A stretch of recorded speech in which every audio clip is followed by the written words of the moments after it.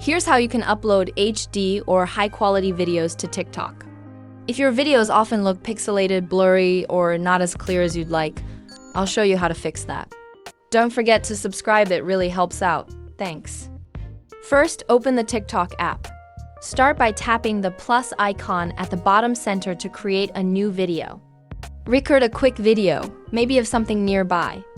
Once your video is ready, tap the red check mark at the bottom right, and then hit Next. On the final screen, look for an option under More Options.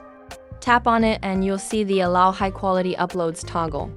By default, this setting is off, which reduces the quality of your videos. Turn it on to ensure your uploads are in HD. Next, head back to your profile by tapping the icon at the bottom right. Open the menu by tapping the three-line icon in the top right corner and select Settings and Privacy. Scroll down to find Data Saver and tap on it. If this setting is turned on, it lowers your video resolution to save data.